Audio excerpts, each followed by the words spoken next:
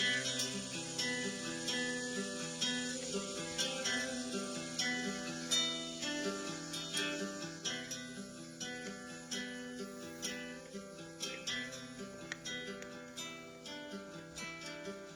Mother Earth, obeisance to you. The oceans are your garments, and you are decorated with mountain peaks. Please forgive me for touching you with my feet.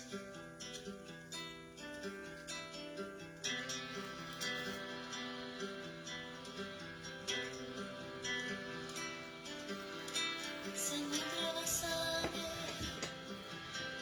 Samudravasane, Samudravasane, Samudravasane, Devi,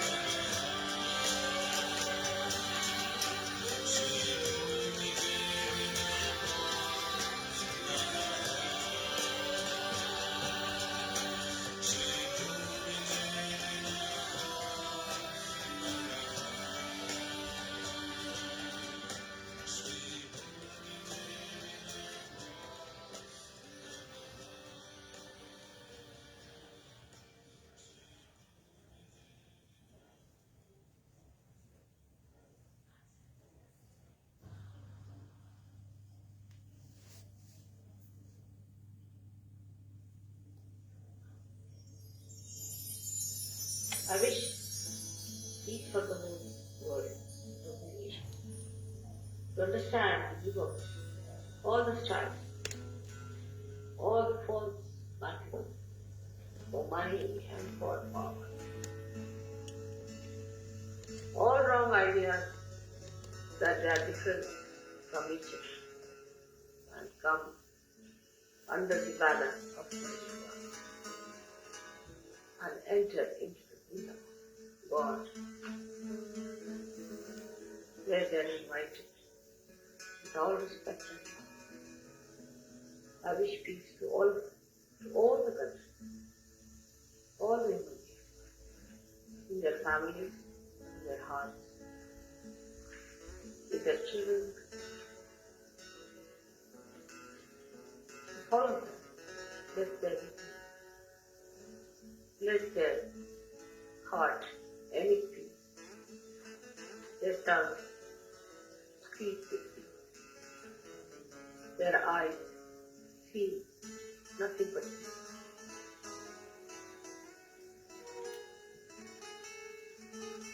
All these have to change, tremendous change. The whole universe has to take a different turn. All that is hectic, hateful, ugly has to vanish, and the peace has to prevail. It is not the peace of the dead, but the peace of the living that has to come, of the quiet. I bless all of you to be the channels of that, to be beautiful channels of that, to be glorious channels of that, to be great children of your mother. I'm so proud of you. Everybody.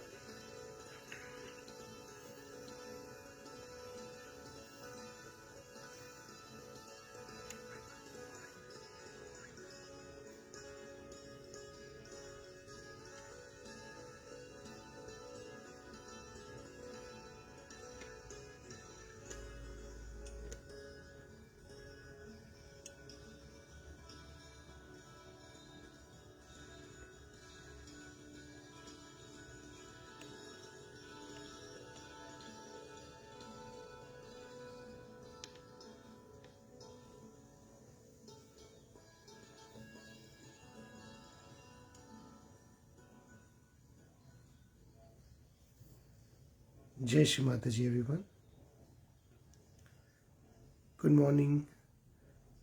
Let's bow down collectively, raise our Kundalini and put on a bandhan.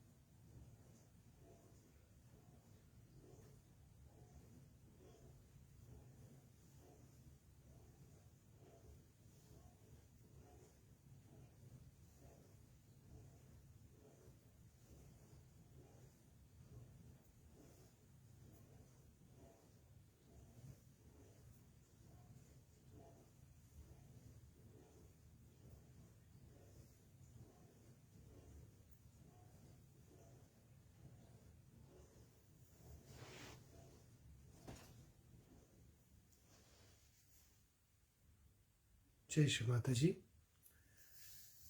Let's start by taking one mantra to Shri Ganesha. Om Tvameva Sakshat Shri Ganesha Sakshat Shri Adi Shakti Mataji Shri Nirmala Devi Namo Namaha.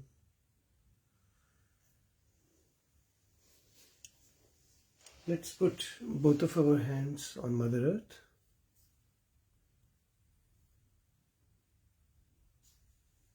And we will now say the morning prayer to Shri Adi Bhumi Devi.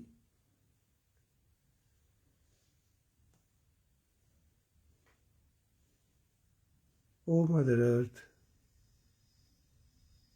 whose garments are the oceans and who is decorated with mountain peaks, obeisance to you, O beloved wife of Shri Vishnu. Please forgive me for touching you with my feet. Jai Shri Mataji.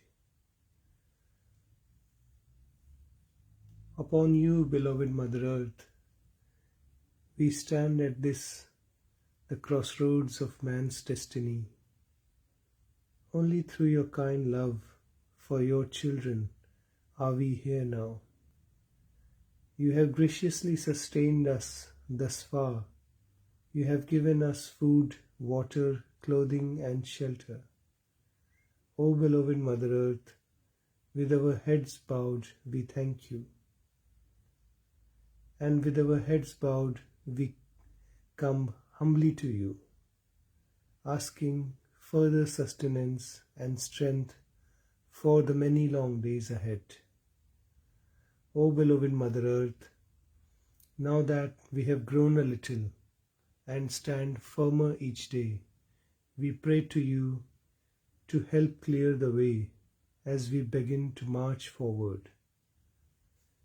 We long for the cleansing of all lands, so that upon you, beloved Mother Earth, the righteous may return to their divine home. We hope to be many.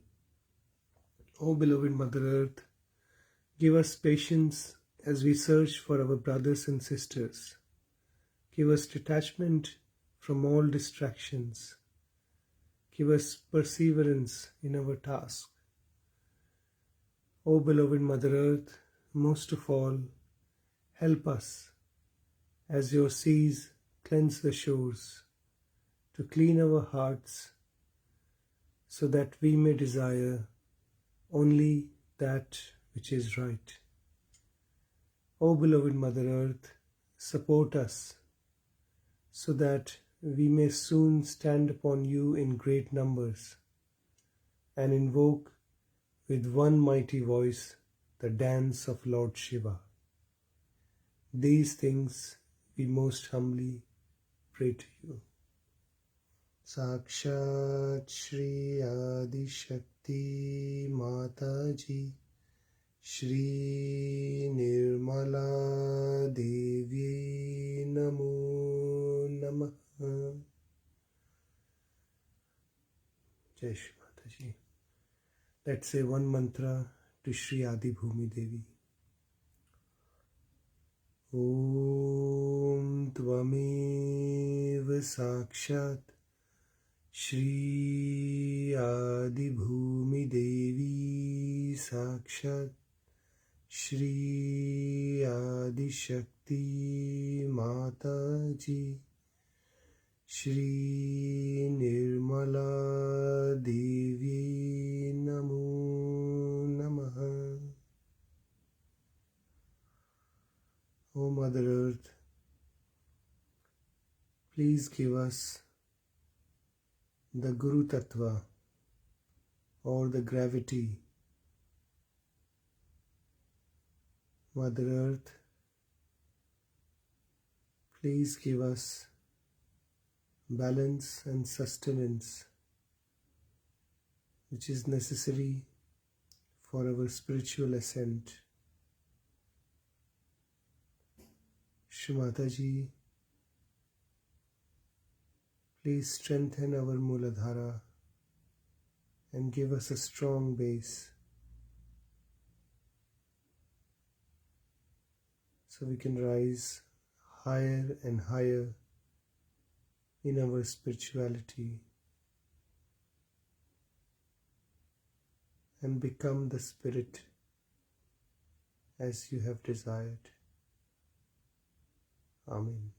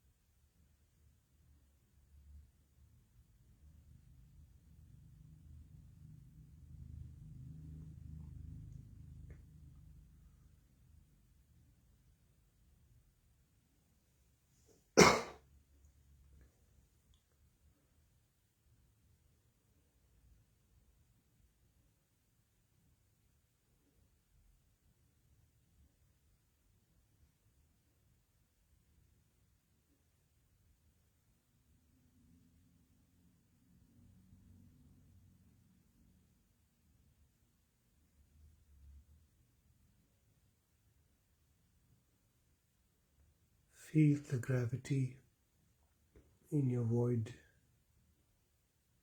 Feel the strength of Mother Earth in your void.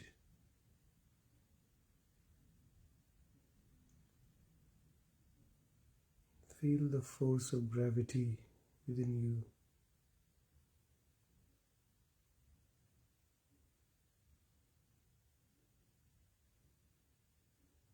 And use that force to strengthen your dharma, or the sense of righteousness within you. And let's pray collectively to Shri Mataji. Mother, please give us the strength to stand on the truth and stand in our dharma.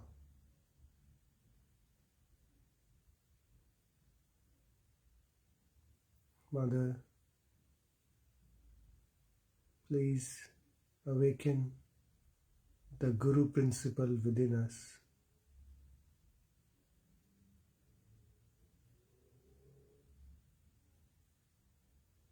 And make us our own Gurus.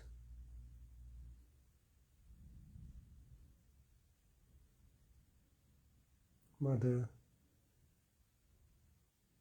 please establish the Guru principle within us.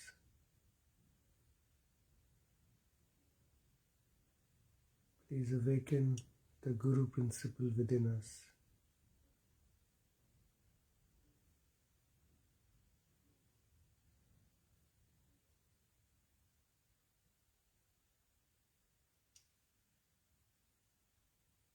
And let us act as per our dharma, our innate religion,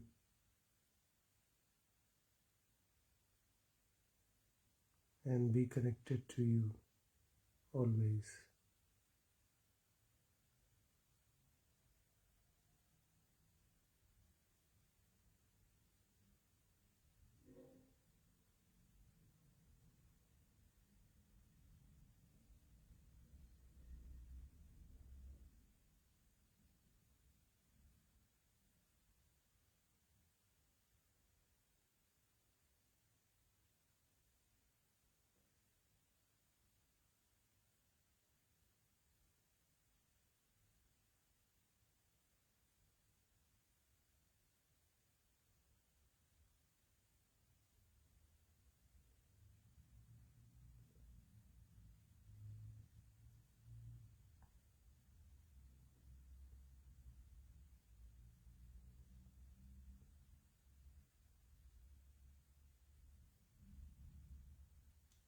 Jai Shri Mataji.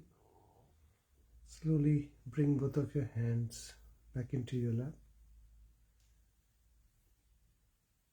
And we will now listen to a talk given by Shri Mataji on the occasion of Guru Puja in 1983.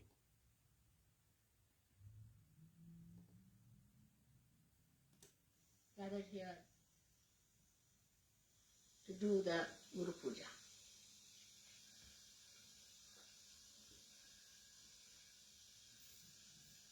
Your Guru is a mother first and then a Guru.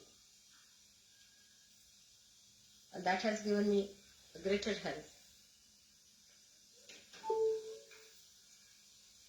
We have had before also many Guru Pujas, mostly in England. And you should wonder why Mother always somehow is doing Guru Puja in London. The time falls in such a way that it is in Guru Puja. I am here during that time. I have to be in London. So many years we have been doing Guru Puja in England.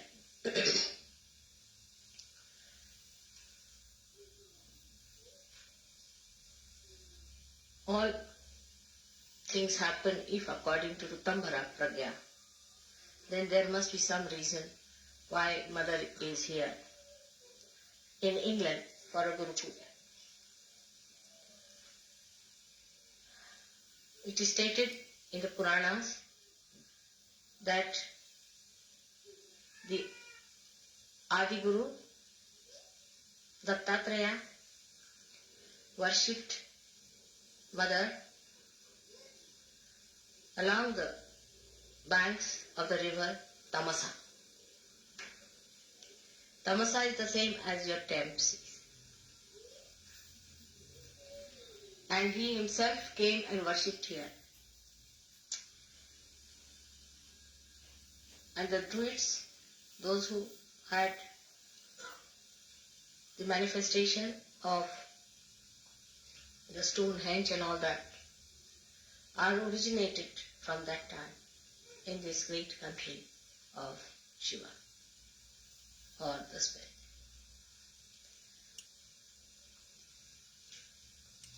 So the Spirit resides here as in the heart of human beings, and the Sahasrara is in the Himalayas where Sadashiva exists at the Kailash. This is the great secret of we having so many Guru Pujas here. To culminate it today into the special type of Guru Puja in the year of the 60th birthday of your mother has a special, very, very special significance, because it's the Guru Sashti.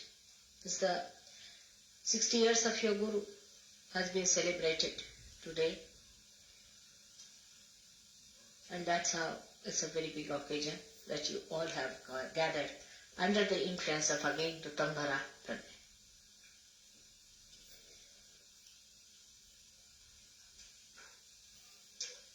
So all that has happened by the nature's own gift to you. And everything has worked out so well because that was the desire of the divine and the design of the divine. So the river Thames, which we call her as Thames, is the English have a method of making everything English. Like Bombay, they made it Mumbai was Bombay. You see, like Calcutta, like all other words were like that. Like Varanasi was made into Banaras. River Thames, which was really Tamsa, was called as Thames. Now from the name Tamsa, one should know that is a place of Tamoguna.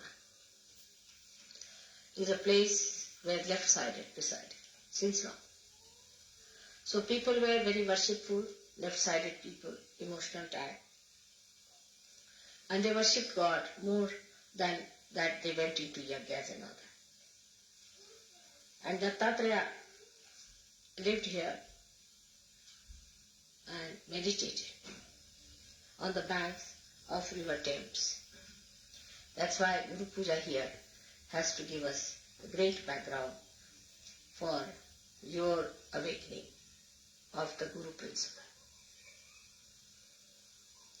We have to go to the roots of everything so that we understand the importance of it. Unless until you know the roots and the traditions behind, you cannot understand the depth, the gravity, the intensity of any puja. Today we have gathered here to do the Guru Puja. Again, the reason is we have got a Guru principle within ourselves, as I told you last time. And also I have given elaborately the 10 commandments as expressed within us, which are describing the different types of essences within us.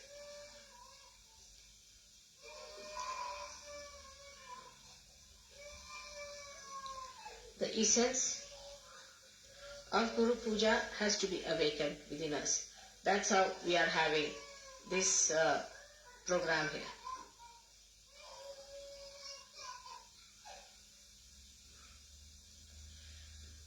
Now, it is important that we have to establish the dharma within us. Without the dharma, you cannot have the ascent. And as I have told you before, that the cleanliness of your being depends on how much dharma you follow religiously. At the time of Moses, it was worked out, and all the rules and regulations were created for realized souls.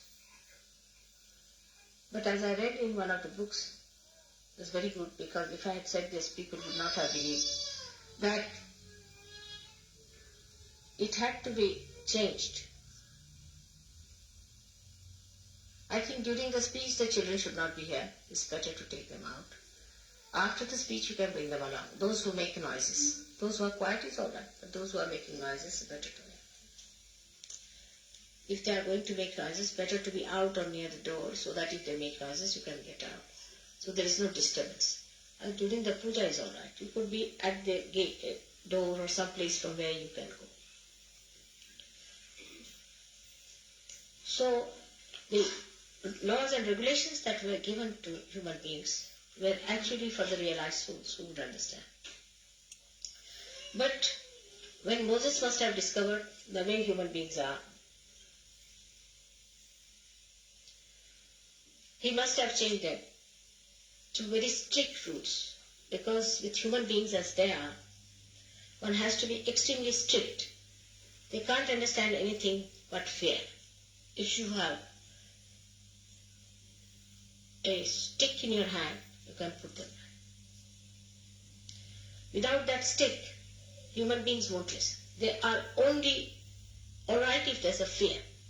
Now if you see today, the condition of all the nations, those who are having leaders or prime ministers or presidents, they are all people extremely strict, very dominating, and very dry. And normally people like such people. Even Hitler succeeded because of that nature. So the character of a guru so far has been of a very strict nature for people who are not realized. Normally a good guru, Sadguru, he doesn't like to talk to people much. They throw stones, or they don't like to talk to people who are not realized. But if they are realized, then these gurus change their attitude towards the people who want to see them. There's a tremendous difference between a person who is realized and non-realized in the protocol of God. A man may be the king or anything, he'll be asked to sit outside. It has nothing to do with what position you enjoy. As long as he is a realized soul and not possessed, he is given the highest position. But if you are possessed, then also the Guru will tell him that you get out from here, first get rid of your position and then come. And all these strict rules were there, that such and such person must be killed, such and such person must be given a punishment of cutting the hands, cutting the feet, even absolutely destroying the eyes. This was done because they were not realized souls. It was a great realization of Moses, I think, that he took to the another kind of law which is known as Shariat now, and that's what the Muslims are following. In a way it's good, I think, because people who are now normal people really deserve such a rule. But it should not be so fanatical that you cannot discriminate between a realized soul and non-realized soul. Now, the Guru within you will be awakened if you are strict with yourself. That's one point, is very important. Unless and until you are strict with yourself, the Guru will not be awakened with you. People who are lazy lumps, who cannot sacrifice anything, who are very fond of comfort, can never be Gurus. Take it. They can be good administrators, they can be anything, but never a Guru. A Guru should be willing to live the way he has to live. He should be able to sleep on stones. He should be able to sleep under any circumstances. Not that the disciple should force on him, but it should be his own nature that he can adjust himself. Comfort cannot crawl on a Guru. Now those who want your Guru principle to be awakened must know that you should not ask for comfort. Even for a thing like that, yesterday you saw the dancing. One has to do real tapasya. Intensive tapasya you have to do. You cannot learn even a thing like dancing without going into a penance mode.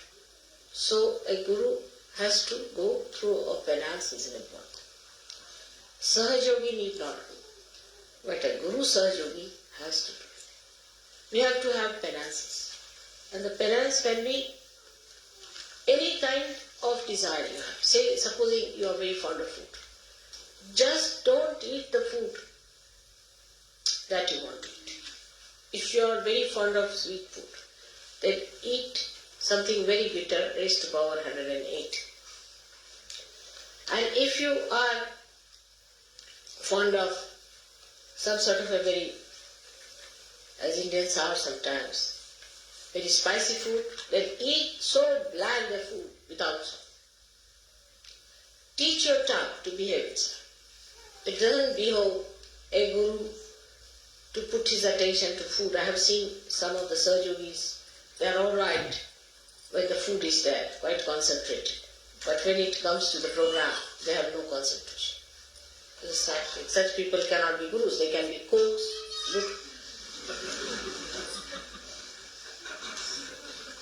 or could be food tasters or something like that. We'll suit them better. But if they have to be Gurus, they must learn to control their tongue and their desire. I mean, fasting is a good thing for such. Fasting is very good. All the time they are worried, what are we going to have for lunch? What are we going to have for dinner? Such people cannot have their Guru principle awakened, neither they can be Gurus. So please be careful. The Guru must have control over the tongue. He must know when to get angry and when to be gentle. He must know what to say when, how much to say. That's why many Gurus have been more effective by not speaking. Silence is the best way you can help others. But when it comes to explaining Sahaja, you should speak. But I have seen with some people, they are very eloquent when it comes to nonsensical things. But when it comes to Sahaja, they don't know anything about Sahaja. So you have to be the master of Sahaja if you have to be a Guru. Not only in talking, but in your behavior, in everything. And the karamat is that, I don't know if you use charismatic word, charismatic they call it, or you say the one, how to do it, how to raise the Kundalini, how to put it at the Sahasrara, how to break the Sahasrara, all these things, you must know how to spend your knowledge. It's Bini Yoga in Sanskrit. Guru principle is awakened in a person when he himself has achieved something. Imagine a half-baked Guru going along talking with the Guru. He'll end up as a disciple ultimately. So you have to be master of your own. But when the Guru principle comes in, you have to give it to others. It's a question of giving it to others. So you have to be at a higher level to give to others.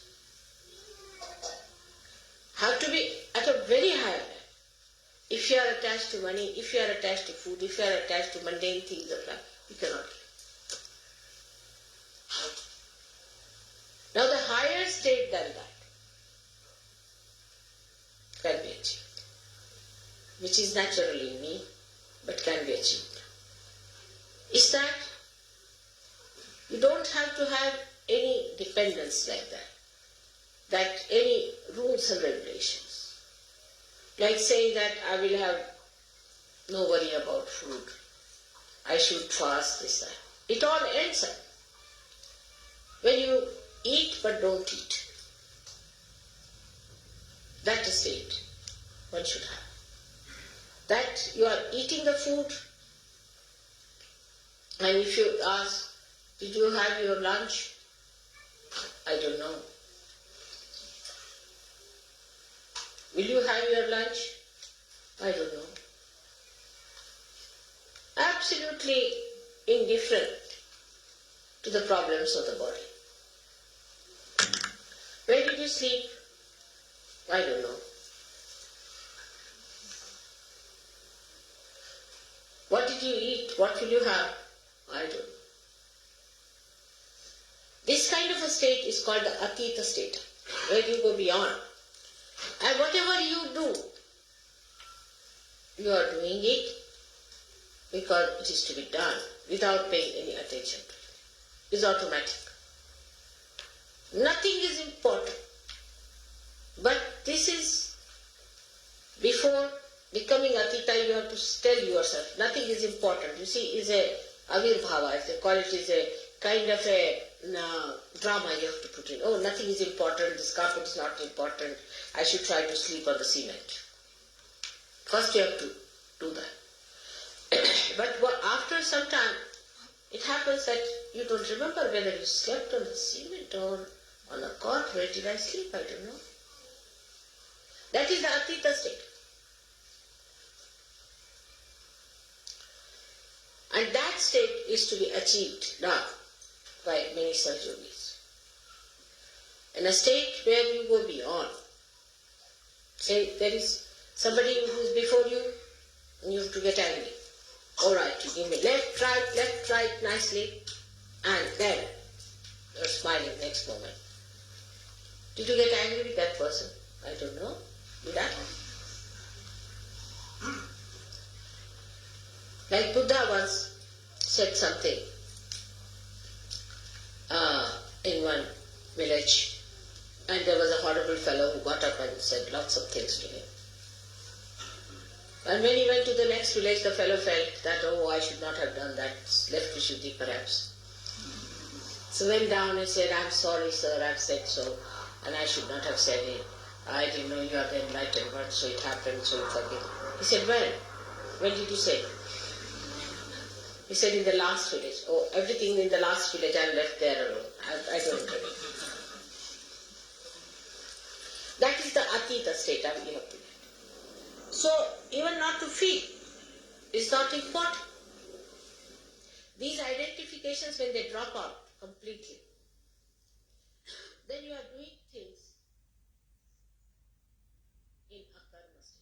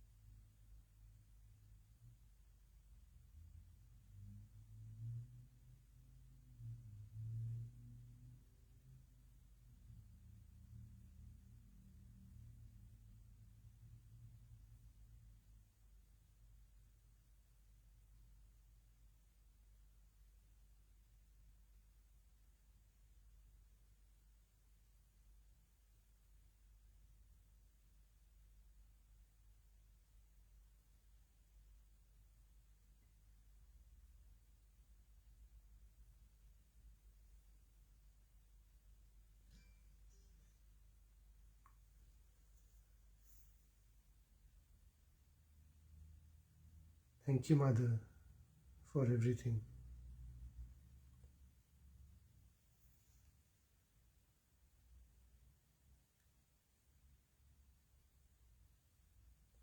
Mother, we promise you today that we will look after our Guru principle and try to attain the Atita stata as you just described in your talk. Please give us the strength and the qualities to achieve that state, O Great Mother, O Great Guru.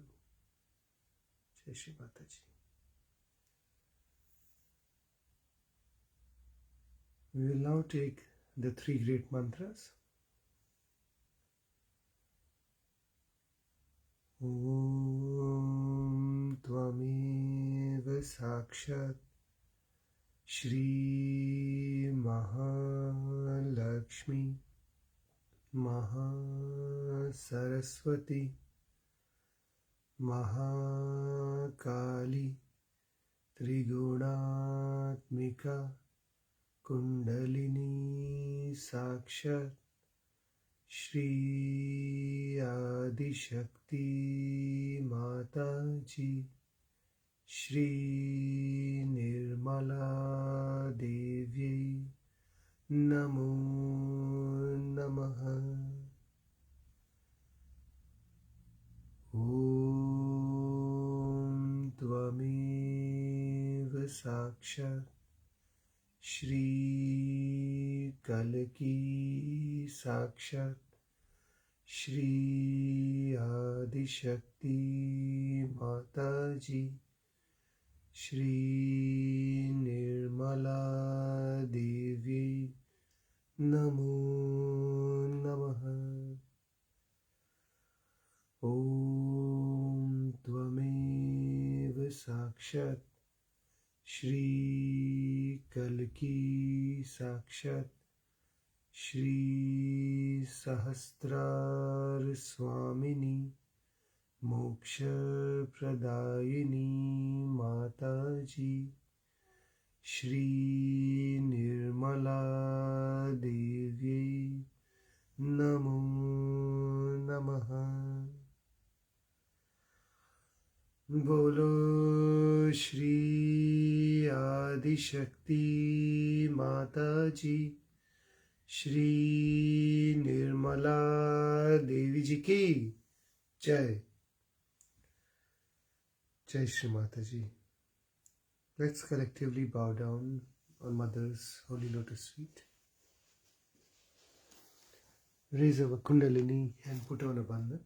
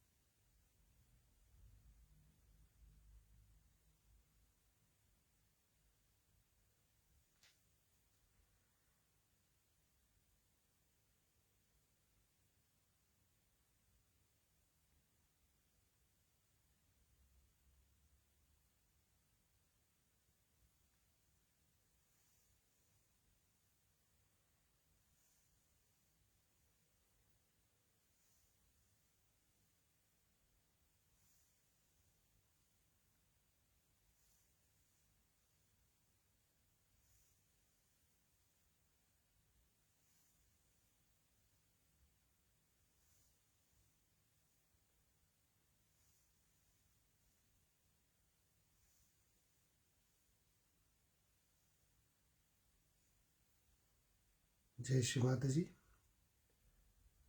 Thank you everyone for joining today in the collective meditation. Hope you all have a lovely day ahead. And I'll continue to play the music for a few more minutes for those who wish to continue to meditate. I'll play Rag Mulkan, sung by Shri Arunapte in the presence of Shri Mataji. Jai Shri Mataji. Thank you, everyone.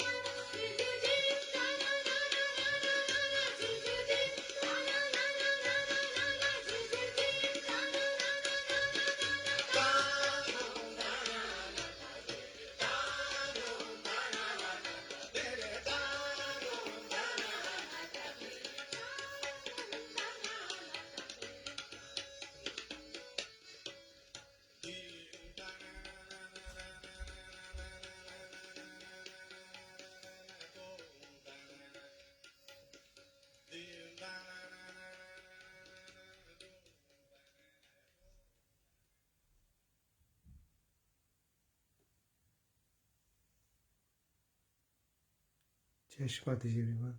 Bye-bye.